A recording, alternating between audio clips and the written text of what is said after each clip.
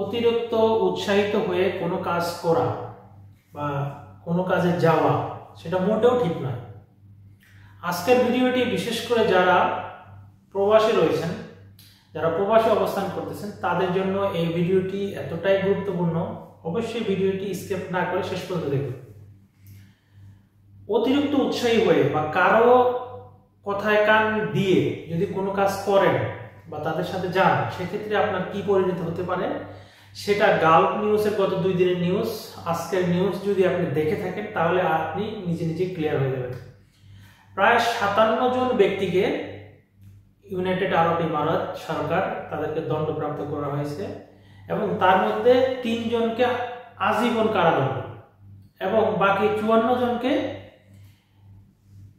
কাউকে 10 বছরের কারাদণ্ড দেওয়া হয়েছে, কাউকে 11 বছরের কারাদণ্ড রয়েছে। 11 বছরের কারাদণ্ড একজনকে দেওয়া হয়েছে, বাকি 53 জনকে 10 বছরের কারাদণ্ড দেওয়া হয়েছে।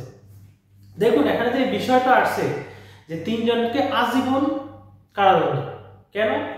এই যে বাংলাদেশের যে প্রেক্ষাপট সেটা নিয়ে তারা কি করছে, মিছিল করছে রোডে।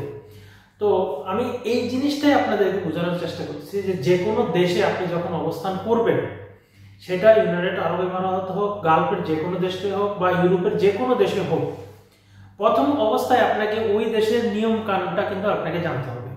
ওই দেশের যে গভর্নমেন্টের যে নিয়ম রুলস রয়েছে, পার্লামেন্টের যে রুলস রয়েছে, যেটা কি করতে পারবেন কি করতে পারবেন না, এই বিষয়গুলো আগে জেনে শুনে তারপরে আপনারা ওই দেশে কোনো কিছু এগেনস্ট কিছু করবেন, না হলে কিন্তু আপনি ফেসে যাবেন। এই যে দেখেন প্রায় 57 জন ব্যক্তি ফেসে গেছে।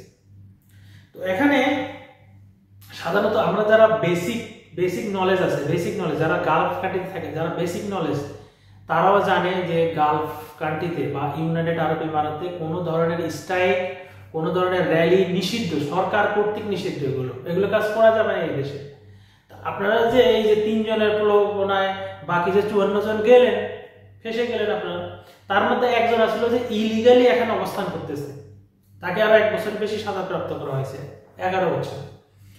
তো এই জন্য আমি আপনাদেরকে রিকোয়েস্ট করবো, এমনিই তো আমাদের বাংলাদেশের যে ভাবমূর্তি, দেশের বাইরে ভাবমূর্তি যে অবস্থা রয়েছে, মানে কি বলবো আর, নাই ভিসা, ম্যাক্সিমাম টাইমে ভিসার জটিলতা করতে হয় আমাদেরকে এই আরব দেশগুলোতে বা অন্যান্য দেশে। আমাদের বাংলাদেশের নাম শুনলেই তো ভিসা দিতে চায় না। তো আপনারা যদি এই ধরনের কাজ কর্মকাণ্ড করেন তাহলে সেক্ষেত্রে তার কোনো কথা নেই। সামনে ভবিষ্যতে কি হবে সেটা আমাদের আর মানে বলার কিছু রাখে নাই এখানে। সামনে ভবিষ্যতে অনেক অন্ধকার হবে আমাদের জন্য। তো এই জন্য আপনাদের প্রতি যারা আছেন দেশের বাইরে, যারা অবস্থান করছেন, পরিবারের সাপোর্টের জন্য আপনারা এখানে আসেন, এখানে র্যালি মেলি করার জন্য আসেন নাই।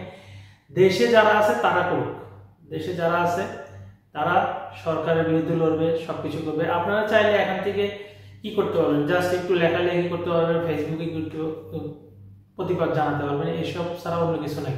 আপনি যে এখানে মানে রাস্তায় নেমে আপনি র্যালি করবেন, এই ধরনের কোনো ধরনের সুবিধা নেই। যে কোনো, যেমন আরব দেশগুলোতে আমি যতটুকু জানি, যেমন আমি যে কোম্পানিতে কাজ করি, তো ওখানে প্রতি বছর ভিসা রিনিউয়ালের টাইমে একটা কিন্তু মানে একটা প্রোগ্রামে নিয়ে যায়, সেখানে আমাদেরকে কিছু ভিডিও দেখায়, রুলস রেগুলেশন সম্পর্কে জানায়।